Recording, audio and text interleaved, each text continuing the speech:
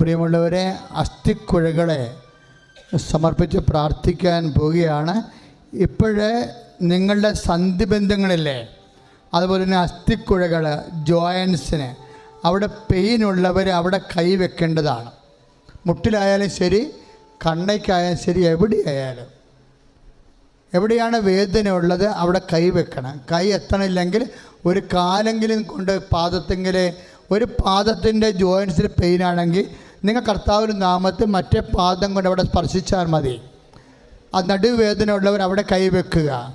അസ്ഥിക്കുഴകളും തോള് വേദനയുള്ളവർ, തോള് കഴപ്പുള്ളവർ, അസ്ഥിവേദനയുള്ളവർ, സ്പോണ്ടിലോസിസുകാർ അവിടെ എല്ലാം കൈവെക്കുക. പിൻകഴുത്തിന് വേദന ഉള്ളവർ കർത്താവിൻ്റെ നാമത്തിൽ കൈവെക്കുക. അസ്ഥിക്കുഴകളും പേശിബന്ധങ്ങളിലും മാംസപേശികളിലും രക്തഞരമ്പുകളിലുമൊക്കെ കർത്താവിൻ്റെ ശക്തി പ്രവർത്തിക്കുന്ന സമയമാണ്. അതിശക്തമായ സ്തുതികട ഹല്ലേലൂയ. ഈശോ ഈശോ ഈശോ കർത്താവേ, നിന്റെ വിശുദ്ധ പൗരോഹിത്യത്തെ മഹത്വപ്പെടുത്തണമേ. ഈശോ, സഭയിലുള്ള സാന്നിധ്യം പ്രകടമാക്കണമേ. അമ്മേ, പരിശുദ്ധമ്മേ, ദേവമാതാവേ, അസ്ഥിവേദനകൾ, പേശിവേദനകൾ യേശുവിന്റെ നാമത്തിൽ സൗഖ്യം പ്രാപിക്കട്ടെ. ഹല്ലേലൂയ. കരങ്ങൾ ഉയർത്തിക്കൊണ്ട് സ്തുതിക്കട്ടെ. കർത്താവേ, അസ്ഥിരോഗങ്ങൾ സുഖപ്പെടുത്തണമോ നന്ദി പറയുന്നു. ഹല്ലേലൂയ ഹല്ലേലൂയ ഹല്ലേലൂയ ഹല്ലേലൂയ. യേശുവേ നന്ദി, യേശുവേ നന്ദി, യേശുവേ സ്തോത്രം, യേശുവേ ആരാധന. കരങ്ങൾ അടിച്ചുകൊണ്ട് പാടട്ടെ, കൈയടിച്ചുകൊണ്ട് പാടട്ടെ എല്ലാവരും.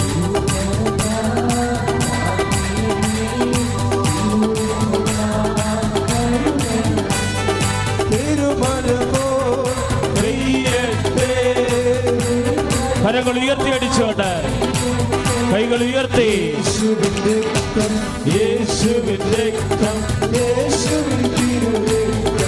ആമേൻ ആമേൻ.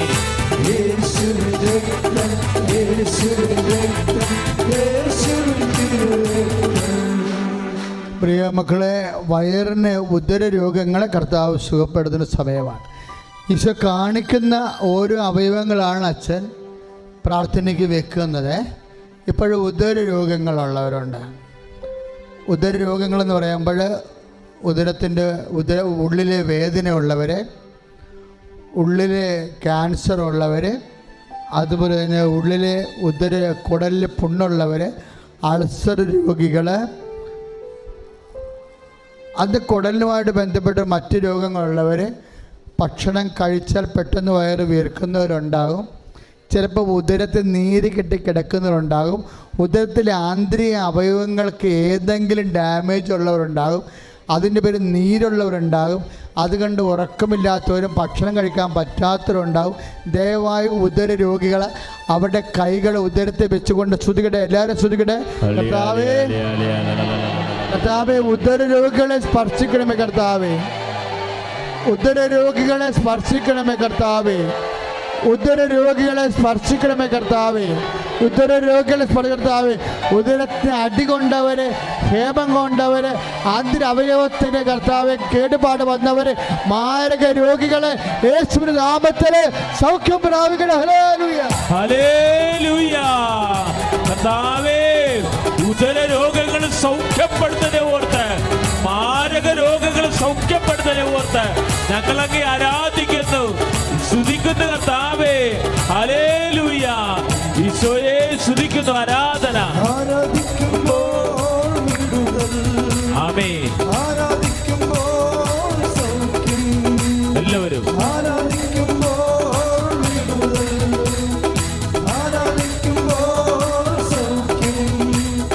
ദേഹം ദേഹി ആത്മാവ് സമാധാന സന്തോഷം ദാനമായി അവൻ നൽകിയിടുന്നു.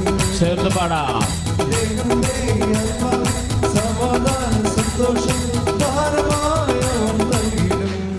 പരിശുദ്ധ പരമദിവ്യകാരുണ്യത്തിന് ആരാധനയും സ്തുതിയും പുകഴ്ചയും ഉണ്ടായിരിക്കട്ടെ. ഇപ്പോഴേ ഉദരത്തിന് നമ്മളെ വിചാരിക്കാത്തൊരു വിഷയത്തിലേക്കാണ് കർത്താവിൻ്റെ സൗഖ്യം അടയാളപ്പെടുത്തി കാണിക്കണത്. രോഗങ്ങളെ ഈശോ സുഖപ്പെടുത്തുമ്പോൾ തന്നെ ഉദരത്തിന് അടി കിട്ടിയവരുണ്ട്, ചവിട്ട് കിട്ടിയവരുണ്ട്.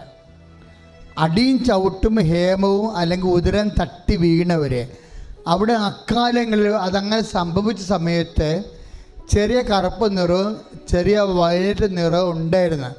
പിന്നീട് മരുന്ന് കഴിച്ചേക്കേണ്ടത് മാറിയെങ്കിലും ആന്തരിക അവയവത്തിന് ഡാമേജ് മാറിയിട്ടില്ല. അതുകൊണ്ട് ഇടയ്ക്കിടയ്ക്ക് നീര് കെട്ടും. ആ ഉദരത്തെ കർത്താവ്, അങ്ങനെയുള്ളവരെ കർത്താവ് പൂർണ്ണമായി ഇപ്പോഴും സുഖപ്പെടുത്തിയിരിക്കണം. ഹല്ലേലൂയ.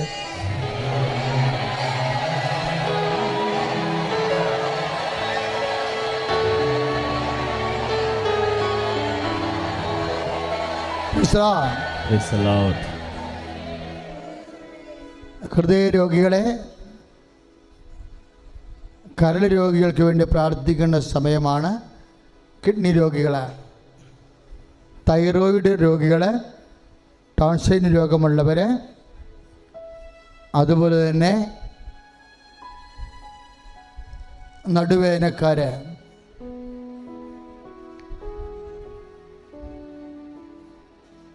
വെരിക്കോസിൻ്റെ അസുഖമുള്ളവർ, വിസർപ്പ രോഗികൾ, അച്ഛനോട് ചേർന്ന് കർത്താവായ ദൈവമേ, എല്ലാ സോറിയാസിസ് രോഗികളെയും വിശുദ്ധ രക്തത്താൽ കഴുകണമേ. കിഡ്നി രോഗികളെ, കിഡ്നി കല്ലുള്ളവരെ, ക്രിയാറ്റിൻ കൂടുതലുള്ളവരെ, കിഡ്നിയെ അങ്ങ് കഴുകണമേ. കല്ലുകളെ പൊടിച്ച് മൂത്രത്തിലൂടെ ഒഴുക്കിക്കളയണമേ. കർത്താവേ, രക്തദൂഷ്യമുള്ളവര്, ഉദര രോഗികള്, ആമാശയ രോഗികള്, ഗർഭാശയത്തിൽ മുഴയുള്ളവര്, ഗർഭാശയ സിസ്റ്റുള്ളവര്, യേശുക്രിസ്തു നാമത്തില് മാരക രോഗങ്ങള്, കരൾ രോഗങ്ങള്, യേശുവിന്റെ നാമത്തില് സൗഖ്യം പ്രാപിക്കട്ടെ. ഹല്ലേലൂയ. കർത്താവേ, മാരക രോഗങ്ങള്, കിഡ്നി രോഗങ്ങള്, കരൾ രോഗങ്ങള് അങ്ങ് സുഖപ്പെടുത്തനെ ഓർ നന്ദി പറയുന്നു. വിദൂരങ്ങളിൽ നിന്ന് ഇപ്പോൾ രോഗം സമർപ്പിച്ച് പ്രാർത്ഥിക്കുന്നവരെ അങ്ങ് സൗഖ്യപ്പെടുത്തനെ നന്ദി പറയുന്നു. ഉടമ്പടി എടുത്ത് രോഗം സമർപ്പിച്ചിട്ടുള്ളവരെ അങ്ങ് സൗഖ്യപ്പെടുത്തനെ ഓർത്ത് നന്ദി പറയുന്നു. കർത്താവേ, ആരാധന. ഹല്ലേലൂയ. കരങ്ങൾ അടിച്ചുകൊണ്ട് വിശ്വാസത്തോടെ പ്രാർത്ഥിക്കാം. എല്ലാവരും വിശ്വാസത്തോടെ പ്രാർത്ഥിക്കാം. നീതിമാന്റെ പ്രാർത്ഥന, ശ്രദ്ധയുള്ള പ്രാർത്ഥന ഫലിക്കും. രോഗിക്ക് സൗഖ്യമാണ്. എല്ലാവരും നീതിമാന്റെ പ്രാർത്ഥന, ശ്രദ്ധയുള്ള പ്രാർത്ഥന ഫലിക്കും. രോഗിക്ക് സൗഖ്യമാണ്. പ്രിയമുള്ളവരെ, ഇപ്പോഴും നമ്മൾ പ്രാർത്ഥിച്ചപ്പോഴും ഇതുമായിട്ടും ജസ്റ്റ് ഡയറക്റ്റ് ബന്ധമില്ലാത്തൊരു വിഷയം പ്രാർത്ഥിക്കാൻ വേണ്ടി പരിശുദ്ധാത്മാവ് തോന്നിച്ചിരിക്കുന്നത് ജീവിത മാർഗമാണ്. അതൊത്തിരി പേരെ ബാധിക്കുന്ന വിഷയമാണെന്ന് കരുതുന്ന അങ്ങനെ ഒരു ആശയം, ജീവിത മാർഗത്തിന് വേണ്ടി പ്രാർത്ഥിക്കാനുള്ള ഒരു ആന്തരിക നിർബന്ധം പരിശുദ്ധാത്മാവ് നമുക്ക് നൽകിയിരിക്കുന്നത് ഒരുപക്ഷെ നിങ്ങൾക്ക് എല്ലാവർക്കും തന്നെ സാക്ഷ്യം പറയാൻ പറ്റുന്ന രീതിയിലുള്ള വലിയ അടയാളങ്ങൾ നിങ്ങളുടെ ജീവിതത്തിൽ ഈ പ്രാർത്ഥന കഴിയുമ്പോൾ ദൈവം നൽകും. ജീവിതമാർഗം കൊണ്ട് ജീവിതമാർഗം മുട്ടിപ്പോയവരുണ്ട്, സാമ്പത്തികമായ കടത്തി ചെന്നവർ, വരുമാന മാർഗങ്ങളില്ലാത്തവർ, ഉള്ള വരുമാന മാർഗം കൊണ്ട് ജീവിക്കാൻ പറ്റാത്തവർ, ജോലിക്ക് വേണ്ടി അന്വേഷിക്കുന്നവര്, ജോലി നഷ്ടപ്പെട്ടവര്, ഉള്ള ജോലി കൊണ്ട് ശമ്പളം കിട്ടാത്തവര്, വരുമാനം കിട്ടാത്തവര്, കടങ്ങൾ കൂടിപ്പോയവര്, പുതിയ വരുമാന മാർഗം വേണ്ടി കണ്ണുനീരോടെ പ്രാർത്ഥിക്കുന്നവര്, കർത്താവേ ഈശോ ഈശോ ജീവിതമാർഗങ്ങളെ സ്പർശിക്കണമേ. ജീവിതമാർഗങ്ങള് യേശുനാമത്തില് ജീവിതമാർഗം തെളിഞ്ഞു ലഭിക്കട്ടെ. സാക്ഷ്യം പറയാൻ അങ്ങനെ മക്കളെ കർത്താവേ അർഹരാക്കണം. ഹല്ലേലൂയ. കരങ്ങൾ ഉയർത്തിക്കൊണ്ട് സ്തുതിക്കട്ടെ. കർത്താവേ, നഷ്ടപ്പെട്ട ജോലി തിരിച്ചു കിട്ടുന്ന നന്ദി പറയുന്നു. കർത്താവേ, അധ്വാനത്തെ ആശീർവദിച്ച് വരുമാന മാർഗങ്ങള് ശക്തിപ്പെടുത്തലോ നന്ദി പറയുന്ന കർത്താവേ. ഹല്ലേലൂയ. കുടുംബത്തിന്റെ ദാരിദ്ര്യത്തെ ഏറ്റെടുക്കുന്ന നന്ദി പറയുന്നു. ഹല്ലേലൂയ, ഹല്ലേലൂയ. കരങ്ങളടിച്ചു കരുതുന്നവൻ കൈയടിച്ചുകൊണ്ട്. ഭാരങ്ങൾ വഹിക്കുന്നവൻ ആമേൻ, ആമേൻ. എനിക്കായി കരുതുന്നവൻ ഭാരങ്ങൾ വഹിക്കുന്നവൻ എന്നെ കൈവിടാത്തവൻ യേശുവൻ കൂടെയുണ്ട്. വിശ്വാസത്തോടെ എന്നെ കൈവിടാത്തവൻ യേശുവൻ കൂടെയുണ്ട്. പരീക്ഷ കരങ്ങൾ ഉയർത്തി, അനുവദിച്ച കൈകൾ ഉയർത്തി. എനിക്കായി കരുതിയിട്ടുണ്ട്. ആമേൻ, ആമേൻ. പരീക്ഷ എന്റെ ദൈവം അനുവദിച്ച പരിഹാരം എനിക്കായി കരുതിയിട്ടുണ്ട്. എന്തിനെന്ന് ചോദിക്കില്ല ഞാൻ, Glory to Jesus. എന്റെ നന്മയ്ക്കായി അറിയുന്നു ഞാൻ. Glory to Jesus. എന്തിനെന്ന് ചോദിക്കില്ല ഞാൻ, എന്റെ നന്മയ്ക്കായി. അറിയുന്നു ഞാൻ. എൻ്റെ പേര് ജപസിംഗ്. ഞാൻ തമിഴ്നാട് കന്യാകുമാരി ഡിസ്ട്രിക്ട് അരിമന എന്ന സ്ഥലത്തു നിന്നാണ് വരുന്നത്. എൻ്റെ ഭാര്യ വിജില, പിള്ളേർ ജഫ്രിൻ ജിയോ, ജൻസിംഗ് ജിയോ. ഞാൻ ദൈവം അമ്മ മാതാവ് എനിക്ക് തന്ന സൗഖ്യത്തിനെ കുറിച്ച് പറയാനാണ് ഇവിടെ വന്നിരിക്കുന്നത്. ഞങ്ങൾ ഉടമ്പടി എടുത്തത് 2023 ഫെബ്രുവരി 4-ാം തീയതിയാണ് ഇവിടെ വന്ന് ഞങ്ങൾ ഉടമ്പടി എടുത്തത്. അപ്പോൾ എൻ്റെ ഒരു ശരീരത്തിൻ്റെ ഒരു ഇതെന്തെന്ന് വെച്ചാൽ 33 വർഷം കൊണ്ടുള്ള മൈഗ്രെയിനും ഈ സൈനസിൻ്റെ പ്രോബ്ലവും കൂടെ. അപ്പോൾ ഒരു 15 ദിവസത്തിനൊരിക്കലെങ്കിലും എനിക്ക് ഇഞ്ചക്ഷൻ എടുക്കണം, ട്രിപ്പ് കയറ്റണം, എന്നാലേ എന്നെക്കൊണ്ട് ഈ സഹിച്ച് നടക്കാൻ പറ്റും. ഈ മൈഗ്രെയിൻ്റെ വേദന വരുമ്പം AC-ക്കകത്ത് കൊണ്ടിരുത്തിയാലും എനിക്ക് വേർത്തൊഴുകിയിട്ട് ഞാൻ സൈലൻ്റായി തളർന്നങ്ങ് ഇതാവും. അത്രയും ബുദ്ധിമുട്ടായ ഒരു സാഹചര്യത്തിലാണ് ഞാൻ പോയിക്കൊണ്ടിരുന്നത്. അപ്പോഴാണ് യൂട്യൂബ് വഴി കൊറോണ സമയത്ത് ഈ കൃപാസനത്തെക്കുറിച്ച് ഞങ്ങൾ അറിഞ്ഞ് പിന്നെ വരാൻ വയ്യ, എന്തായാലും ട്രെയിനൊന്നും കയറി വരാൻ വയ്യ, ശരീരത്തിൻ്റെ അത്ര ക്ഷീണവും വേദനയും അങ്ങനെയൊക്കെയാണ് പോയിക്കൊണ്ടിരുന്നത്. എൻ്റെ വൈഫിൻ്റെ ഒരു നിർബന്ധ പ്രകാരം ഞങ്ങൾ ഇങ്ങോട്ട് വന്നു. അവൾക്ക് എങ്ങനെയായാലും ഉടമ്പടി കാശ് രൂപം കയ്യിലാക്കി കഴിഞ്ഞാൽ രോഗസൗഖ്യം കിട്ടും എന്നുള്ളൊരു പൂർണ്ണ ഒരു വിശ്വാസം. എങ്ങനെയാലും ഞങ്ങൾ ഇങ്ങോട്ട് കയറി വന്നു. ഒരുങ്ങി നിന്നിട്ട് ഞാൻ പറയുന്നുണ്ട്, ഇന്ന് പോകണോ, ഇനി ഒരു ആഴ്ച കഴിഞ്ഞിട്ട് പോകുമെന്ന്. ഇവൾ വഴക്ക് പറഞ്ഞാൽ എന്നെ കൊണ്ടുവന്ന് ഇങ്ങോട്ട് റെയിൽവേ സ്റ്റേഷൻ വന്നിരുന്നിട്ട് ട്രെയിന് ഏതാണ്ട് അടുത്ത് വരുമ്പം എൻ്റെ വേദനകളൊക്കെ മാറി എനിക്ക് കുറച്ച് ധൈര്യം വരുന്നുണ്ട്. എന്നിട്ട് അൾസറിൻ്റെ പ്രോബ്ലമുണ്ട്, ഗ്യാസിൻ്റെ പ്രോബ്ലമൊക്കെ ഉണ്ട്. ഒരു നേരം കഴിച്ചില്ലെങ്കിൽ എന്നെക്കൊണ്ട് പറ്റത്തില്ല. ഞങ്ങളന്ന് ഇവിടെ വന്ന് ഉടമ്പടി എടുക്കാൻ വന്നിട്ട് ഇവളാണെങ്കിൽ ഉടമ്പടി ക്ലാസ്സിന് പോയി, ഞാൻ ഇവിടെ ഇരിക്കുകയും ചെയ്തു. ആദ്യം വരുന്നതായതുകൊണ്ട് പുറത്ത് എങ്ങനെ ഫുഡുണ്ടോ അത് ഇതൊന്നും നോക്കില്ല, ഇവിടെ ഇരുന്ന് പ്രാർത്ഥിക്കുമായിരുന്നു. 12:30-1 മണി വരെ ആയി ഉടമ്പടി ക്ലാസ് ഒക്കെ കഴിഞ്ഞിട്ട് ഉടമ്പടി എല്ലാം കഴിഞ്ഞ് ഇവിടെ വരുമ്പം അതുവരെ ഞാൻ ഒന്നും കഴിച്ചില്ല, ഒരു ഭക്ഷണം കഴിച്ചില്ല, എനിക്ക് വിശപ്പുമില്ല. അന്ന് മുതൽ എൻ്റെ അൾസറ കാണാനില്ല. വീട്ടിൽ പോയിട്ട് പിന്നെ ഇവിടുന്ന് 12 മണി കഴിഞ്ഞിട്ട് ചോറുണ്ടെന്ന്, അല്ലെങ്കിൽ ഇതുപോലെ കഴിക്കാതെ ഇരുന്നിട്ട് ചോറ് കഴിച്ച് കഴിയുമ്പം ഗ്യാസ് തള്ളി പറഞ്ഞിട്ട് എന്തൊക്കെയോ പ്രോബ്ലം കാണിക്കും. ഒരു കുഴപ്പവുമില്ല, നല്ലതായിട്ട് വീട് വരെ പോയി ചേർന്ന് സുഖമായി. അതുപോലെ ഈ മൈഗ്രെയിൻ്റെ സംഭവം എന്ന് വെച്ചാൽ അതും ഓട്ടോമാറ്റിക്കായിട്ട് ഇവിടെ വന്ന് ഉടമ്പടി എടുത്ത് വീട്ടിൽ പോയിട്ട് 5-ാമത്തെ ദിവസം ഈ മൈഗ്രെയിൻ്റെ സംഭവം എനിക്ക് മാറിക്കിട്ടി.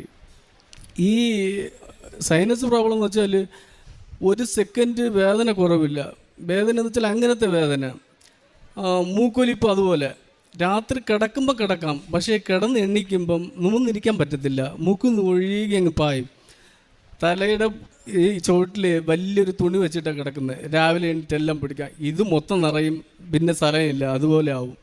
പള്ളിപ്പൊക്കൊന്നും നടക്കത്തില്ലായിരുന്നു. ഞാൻ നേരത്തേക്കാണെങ്കിൽ പള്ളിയിലായിരുന്നു ഫുൾ താമസം, അച്ഛന്മാരുടെ കൂടെ നടക്കലും അങ്ങനെയൊക്കെ. പക്ഷേ പള്ളിയിൽ പൊക്കൊന്നും നടക്കത്തില്ല. ഇവരെ കൊണ്ട് ഞാൻ റോഡിൽ വിടും, പള്ളിമുറ്റത്ത്.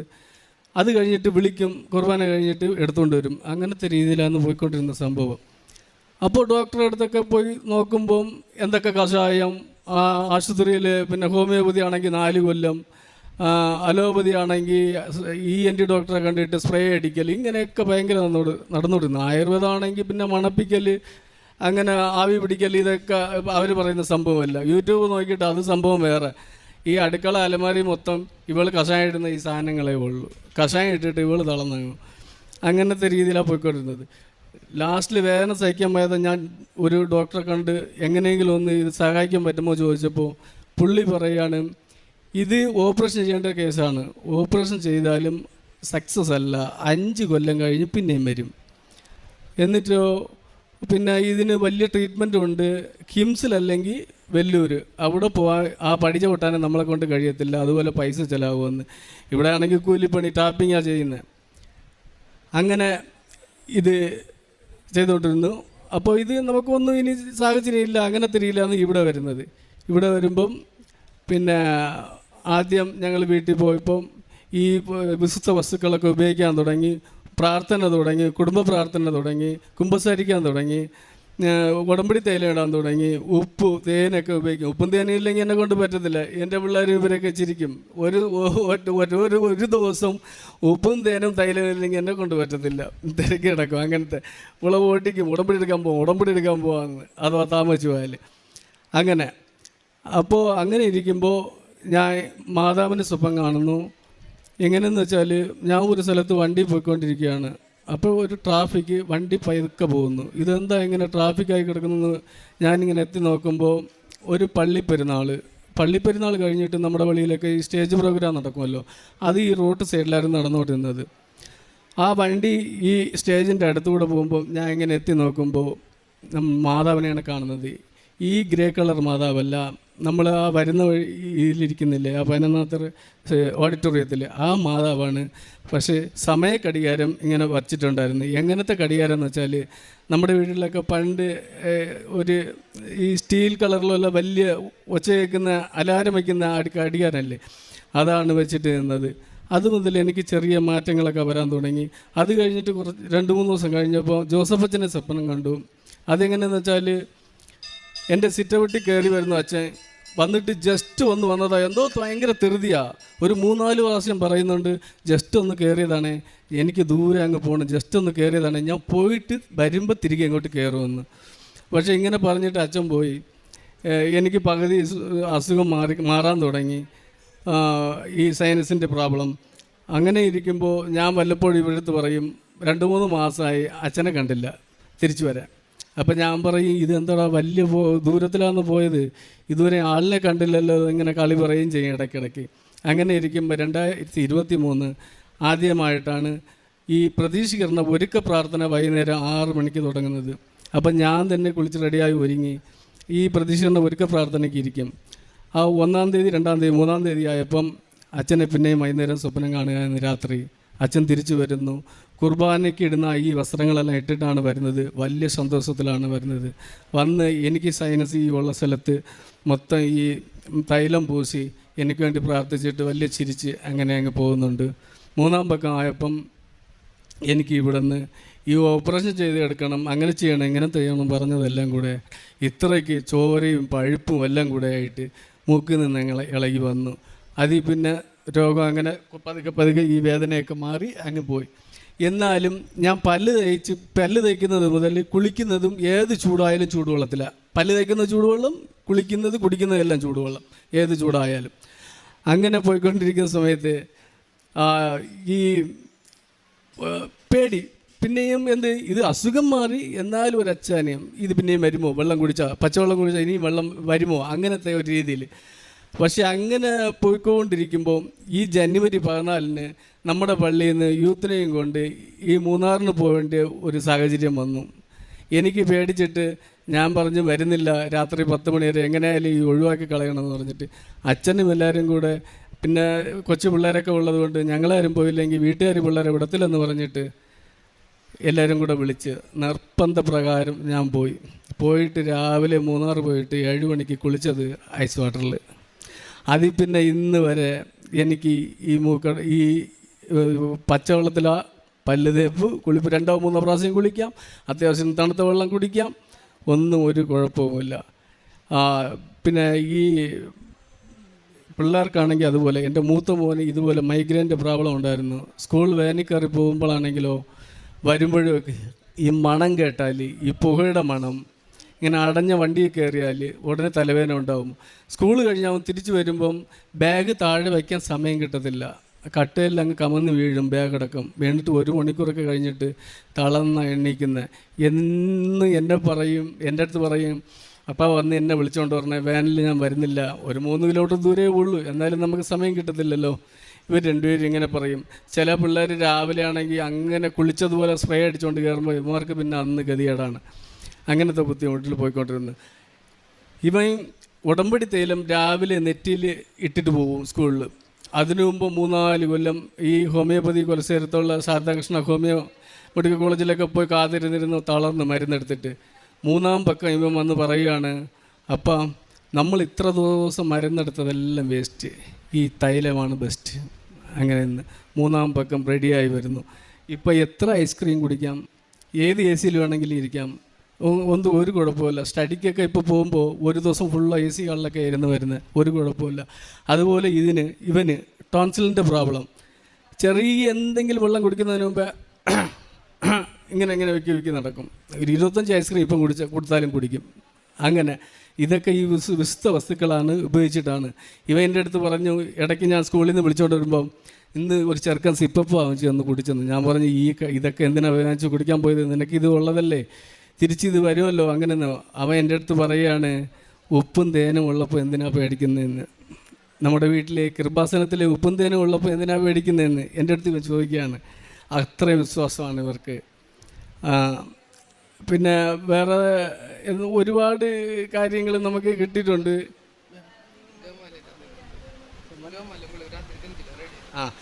അതുപോലെ ഒരു ദിവസം രാവിലെ 4:30 ആകുമ്പോൾ ഞങ്ങൾ എണ്ണീറ്റ് ഇവൾ അടുക്കളയിൽ വെള്ളം നടത്താൻ പോയി.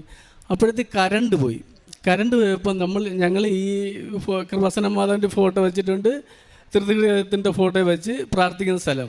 ഇവിടെ സ്ലാബിൻ്റെ പുറത്ത് ഞാൻ നോക്കുമ്പോൾ ഭയങ്കര ഇരുട്ട്, പക്ഷേ കാശ് രൂപം കിടപ്പുണ്ട് നല്ല തിളക്കത്തിൽ. അപ്പോൾ ഞാൻ വിചാരിച്ച് റേഡിയം ഉള്ളതാണോ കാശ് രൂപം. ഇവൾ ഇതുവരെ എൻ്റെ അടുത്ത് ഇത് പറഞ്ഞില്ലല്ലോ, ഈ കാശ് രൂപത്തിന് റേഡിയം കൊണ്ടെന്ന്, അത്ര ഇരുട്ടിൽ ഇങ്ങനെ തിളങ്ങി കാണുന്നല്ലോ എന്ന് പറഞ്ഞിട്ട് ഞാൻ പരവേശം പിടിച്ച് ഇങ്ങനെ എടുത്തു നോക്കുമ്പം ആ കാശ് രൂപമില്ല. ചെറിയൊരു കൊന്തയുടെ റേഡിയം വെച്ച മോതിരം, അതിൽ ഈ രൂപമോ ഒന്നും ഇല്ലാത്ത ഒരു കൊന്ത മോതിരമാണ് എനിക്ക് കിട്ടിയത്. അങ്ങനെ ഞാൻ കണ്ടു. അതുപോലെ പല പ്രാവശ്യം മുല്ലപ്പൂവിൻ്റെ മണം എന്ന് വെച്ചാൽ അത് പറഞ്ഞാൽ തന്നെ പറഞ്ഞ് മനസ്സിലാക്കാൻ പറ്റത്തില്ല, അതുപോലത്തെ മണമായിരിക്കും. ഒരു ദിവസം രാത്രി ഉറങ്ങി എണീക്കുമ്പം ഈ ഉരുക്കെണ്ണ എന്ന് വെച്ചാൽ പഴയ കാലത്തൊക്കെ ഈ പാല് പിഴിഞ്ഞ് ഉരുക്കിയെടുക്കത്തില്ലേ, അതുപോലത്തെ എണ്ണയുടെ ഒരു മണം ഒറ്റ രാത്രിക്ക് വേണം നോക്കുമ്പോൾ അതില്ല. അതുപോലെ നെയ്യുടെ മണം, ഒരു വ്യത്യാസം നെയ്യുടെ മണം, ഇങ്ങനെയൊക്കെ പല സുഗന്ധ അഭിഷേകം ഞങ്ങൾക്ക് കിട്ടിയിട്ടുണ്ട്.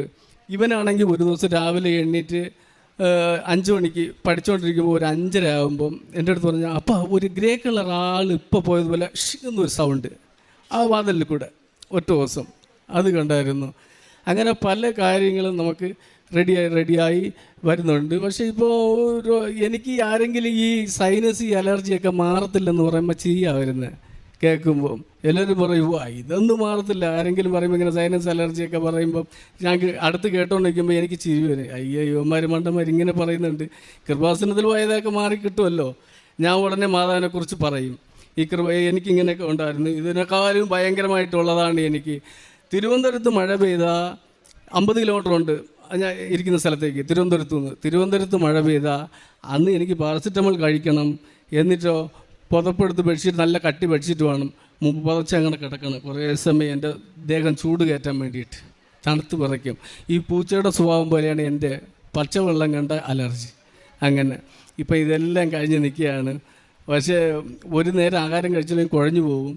ഇന്നലെ രാത്രിയിൽ 10 മണിയായപ്പോൾ ഞങ്ങൾ വീട്ടിൽ നിന്ന് തിരിച്ചതാണ്. 8 മണിയാകുമ്പോൾ എല്ലാം കഴിച്ചത്. ഇന്ന് 7 മണിക്ക് രാവിലെ 6:30 ആകുമ്പോൾ ഇവിടുന്ന് ഒരു ചായയും എന്തോ ഒരു വത്സയെന്ന് പറഞ്ഞ്, എനിക്ക് ആ പേരെ കേട്ടപ്പോൾ തന്നെ ചിരി വന്നു, വത്സ വേണമെന്ന്. അതൊരു സംഭവം ഞങ്ങൾ കഴിച്ചിട്ടാണ് ഇതാ നിൽക്കുന്നത്. ഇന്ന് ഞാൻ ഇവിടുന്ന് ഇപ്പോൾ ഉടമ്പടി എടുത്തു. അതാ കുറച്ച് ലേറ്റായതുവരെ എനിക്ക് ഉടമ്പടി എടുക്കണമെന്നൊരാഗ്രഹം ഉണ്ടായിരുന്നു. അവൾ ഉടമ്പടി എടുത്തെങ്കിലും ഞങ്ങൾ അങ്ങനെയല്ല, എല്ലാവരും ഒരുമിച്ചാണ് ചെയ്യുന്നത്. കുമ്പസാരം ഞങ്ങൾ ഒരുമിച്ച് ചെയ്യും, കുടുംബ പ്രാർത്ഥന ഒരുമിച്ചിരിക്കും.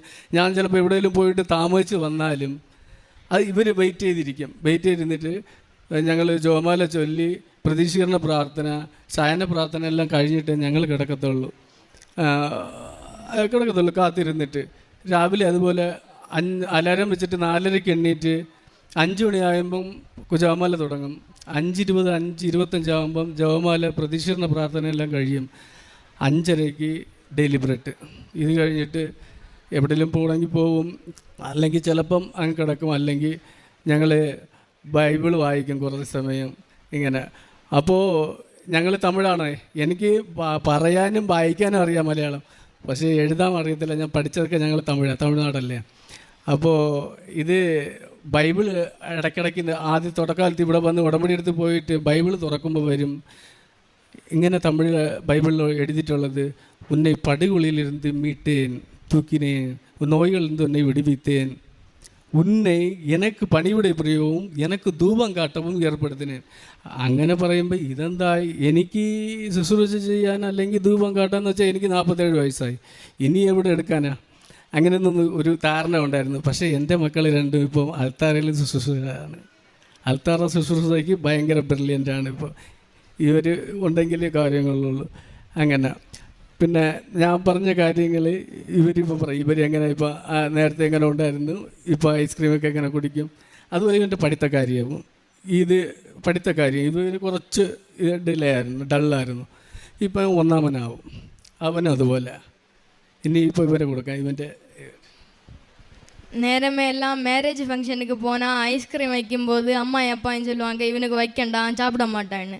ஆனால் இப்போது டெய்லியுமே காலமே உடம்படி தைலம் கழுத்தில் பூசினதுக்கப்புறம் இப்போ எவ்வளோ ஐஸ்கிரீம் வேணாலும் குடிக்கலாம், ஒன்றுமே பிரச்சனை இல்லை.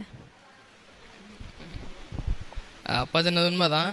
எனக்கு வந்து மைக்ரைன் பிரச்சனை இருந்து படிப்பிலெல்லாம் கொஞ்சம் இன்ட்ரெஸ்ட் உண்டு. இந்த டெக்ஸ்ட் புக்கு பார்க்கும்போது இந்த லெட்டர் எல்லாம் இப்படி உத்து பார்க்கும்போது இப்படி தலைக்கு இப்படி யாரும் தலைக்கறக்கம், வாமிட்டு வர மாதிரி, டிசீனஸ் எல்லாம் இப்போது எப்படி இல்லாமல் இருக்கும். எக்ஸாம் டைம் எல்லாம் சொல்லியும் பலம் இல்லை, அப்படி இருக்கும். கஷ்டம்னா கஷ்டம். எங்கள் பிடி பீரியடெல்லாம் 2 மணி 2:45 வரை. அப்படின்னா நடுவெயில் தலையில் அப்படி அடிக்கும். அப்போ விளையாட முடியாது, போக முடியாது. அங்கே கிரவுண்டுக்கு போனால் அப்படி 1 நிமிஷம் 5 கொஞ்சம் நேரம் அப்படி கிரவுண்டு போவேன், திருப்பி வருவேன், கிரவுண்டு போவேன், திருப்பி அப்படி. அடுத்து வேனில் எல்லாத்தையும் அடைச்சி போட்டு ஏசி போட்டு அது ஒரு பிரச்சனை. எல்லோரும் பேசி திரிச்சு ஜாலியாக இருப்பேன். நான் இங்கே ஒரு மூலையில் அப்படி அனங்காது இருப்பேன்.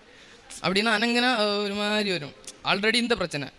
அடுத்து இந்த மழை சமயம் இல்லாமல் தணுப்பு, அந்த மண்ணில் உள்ள வராமல் இருக்க ஜன்னல் எல்லாம் பூட்டி போடுவேன், ஒன்றுமே வராது. அது பின்ன சொல்லியும் நல்லா கஷ்டப்பட்டேன். வீட்டில் வந்து ஒன்றுமே பண்ண முடியாது, கொஞ்சம் நேரம் அப்படி கிடப்பேன். இங்கே வீட்டில் அம்மா கேட்கும், என்ன நான் இருக்க கஷ்டத்துக்கு இங்கே அம்மான்னு விழிக்கும் பவர் இருக்காது. இப்போ நான் இப்போ தான் உங்களுக்கு தெரியுதுன்னு தோணுது. ഓക്കെ അவ்வளோதான். പിന്നെ കാരുണ്യ പ്രവൃത്തി, പ്രേക്ഷിത പ്രവൃത്തി എന്ന് വെച്ചാൽ ഞങ്ങൾ പത്രം കൊണ്ടുപോയിട്ട് ഈ 3 മാസത്തേക്കൊന്നും വയ്ക്കത്തില്ല. ഓരോ കെട്ട് പത്രം ഓരോ മാസം അങ്ങനെയല്ലേ തന്നെ വയ്ക്കുന്നത്. ഞങ്ങൾ മാക്സിമം 1 ദിവസം കൊണ്ടൊക്കെ കൊടുത്ത് തീർക്കും. Marthanda bus stand, auto stand, പോകുന്ന വഴിക്ക് ബസ് സ്റ്റോപ്പുകൾ, പള്ളിയിൽ, അങ്ങനെയൊക്കെ. പിന്നെ ക്യാൻസർ പേഷ്യൻ്റെയൊക്കെ പോയി കാണും. നമ്മളെ ഇടവകയിലുള്ള ഒരുപാട് പേർക്ക് ഇപ്പം കുറേ പേർക്ക് ക്യാൻസർ അങ്ങനത്തെ രോഗങ്ങളൊക്കെ ബാധിച്ച് വലിയ പ്രതിസന്ധിയിലാണ് ഇരിക്കുന്നത്. അപ്പോൾ അവരെ കാണും, അവർക്ക് വേണ്ട സംഭവങ്ങളൊക്കെ ചെയ്തു കൊടുക്കും. ഞങ്ങളുടെ പള്ളിയിൽ ഞങ്ങൾ ഒരു സംഘടനയിലുണ്ട്. ഇതിൽ 10-15 ആണുങ്ങളാണ് ഉള്ളത്. ആണുങ്ങളും പെണ്ണുങ്ങളെല്ലാം കൂടെ ഞങ്ങൾ കുറച്ച് പൈസ ആയിട്ട് ഞങ്ങൾ ഉള്ളിടത്തുപോലെ 5,000 7,000 അങ്ങനെ ആവശ്യമുള്ളതുപോലെയൊക്കെ കൊടുത്ത് സഹായിക്കും. நான் மலையாளம் தமிழ்லாம் சொல்லுவேன். என் அம்மாவை பொறுத்த வரைக்கும் என் ஹஸ்பண்டுக்கு வந்து சைனஸ்னால் நான் மேரேஜ் முடிஞ்சு வந்ததுக்கப்புறம் ஃபுல்லாக நாட்டு மருந்து, சுக்கு, மிளகு, திப்பிலி, திரிகடுகம், கண்டங்கத்திரி, அப்படி நான் கேட்காத மருந்துகளே கிடையாது. அது ரொம்ப கவலை. பிள்ளைக்கு அது மாதிரி தலைவலின்னு ரொம்ப கஷ்டப்படுவேன். சின்னவன் அது மாதிரி எனக்கு 3 பேருமே நோயாளிங்க. அப்போ நான் மாத்திரம் நல்லா இருப்பேன். அப்போ எனக்கு ரொம்ப வருத்தம். அப்பாவோட நோய் பிள்ளைக்கு இருக்குது. இப்போ அது எந்த அம்மாவுக்கு ரொம்ப கவலை. இவங்களுக்கு ஒரு இருமல்னா அவங்க சொல்ல மறந்துட்டாங்க. 5 நிமிஷம் 10 நிமிஷம் 15 நிமிஷம் 3/4 மணிக்கூர் அப்படி இருமுவாங்க. கண்டினியூஸாக இருமுவாங்க. இருமிட்டு வாமிட் பண்ணிவிட்டு ஸ்ட்ரைட்டாக நிற்க முடியாது, இப்படி தான் நிற்பாங்க. ஸ்டார்டிங்கில் நமக்கு அப்படியே முடிஞ்சிட்டு ரூமில் அப்படியே முதுகெல்லாம் தடவிட்டு அப்படியே கொண்டு படுத்து வைப்பேன். லாஸ்ட் நான் தடவை போக மாட்டேன். மனம் முடிஞ்சு அப்படின்னா அவங்க இருமுவாங்க, நான் அப்படி இருந்து அழுதுட்டு இருப்பேன். ஏன்னா 5 வருஷமாக எந்த டாக்டர் எந்த நோயின்னு கண்டுபிடிக்கல, என்ன நோயின்னு எனக்கு தெரியாது, ஆஸ்துமா கிடையாது, எந்த ப்ராப்ளம் எந்த டாக்டரும் கண்டுபிடிக்கல. இங்கே வந்து உடன்படிக்கை எடுக்க வந்து 5ஆவது நாள் அந்த இருமல் சரியாச்சு. இவங்கள எல்லாம் ஊரில் வந்து நைட்டெல்லாம் இருமும், அந்த ஏரியாவே கிடுங்கும். ஜப்பாய்க்கு வையாமா அப்படி ஒரு 70-80 வயசான ஆட்கள் இருமுனா ஒரு அனுதாபப்பட்டு பார்ப்பாங்களே, இன்றைக்கி நாளைக்கு இறந்துவாங்க, அந்த மாதிரி இருப்பாங்க. வெளியே ஆனால் பர்ஃபெக்டாக ட்ரெஸ் பண்ணுவாங்க, ஸ்டைலாக போவாங்க. அப்படி இப்போ எனக்கு என்னதான் மனுஷ பணம் சொத்து உண்டோ இல்லையோ அதெல்லாம் வேற, ஒரு நோயிலேருந்து விடுபட்டு அந்த வீட்டில் என்ன ஒரு சொர்க்கம் ஒன்று அனுபவிச்சுட்டு இருக்கேன். இந்த அம்மா நான் சொல்ல வேண்டியது, இந்த நடையில் அம்மா வீட்டில் போனால் அம்மா வெறுங்கையோட விட மாட்டாங்க. அது மாதிரி இந்த நடையில் வந்து கண்ணீரோட ஒரு துளி கண்ணீரோட ஜெபம் பண்ணால் அந்த கண்ணீர் கண்டிப்பாக பலன் உண்டு. ஏன்னா நான் வந்து இவங்க இருக்கல ஃபேனெல்லாம் அந்த எண்டில் ஜெபம் பண்ணிட்டு இருந்தாங்க, நான் இந்த எண்டில். இவங்க இருமல் ஸ்டார்ட் ஆச்சு. அப்போ நினச்சி இயேசுவே இப்போ இருமிட்டாங்களே, இப்போ இந்த ஏரியாவில் யாருக்கு இருக்க முடியாது. நான் ப்ரேயர் பண்ண ஸ்டார்ட் பண்ண விஷயம் வேறு, அதெல்லாம் தூர விட்டுட்டு என்னை நோய் குறைஞ்சா மதியம் அங்கே அரை மணிக்கூர் அழுதேன். ஆனால் அந்த விடுதலை அது எப்படி மருந்து கிடச்சா, மருந்து சாப்பிட்டா கிடைக்க சுகம், உடம்பு வலி இருக்கும், டயர்டு இருக்கும். ஆனால் கடவுள் தர சுகம் வந்து நம்ம சொல்லி அனுபவிக்க முடியாது. அந்த சுகம் நல்லா அனுபவிச்சிட்ருக்கேன். இத்தனை கோடான கோடிகள் அந்த அம்மா மாவதாவுக்கும் ஏசப்பாயும் கோடான கோடி நன்றி.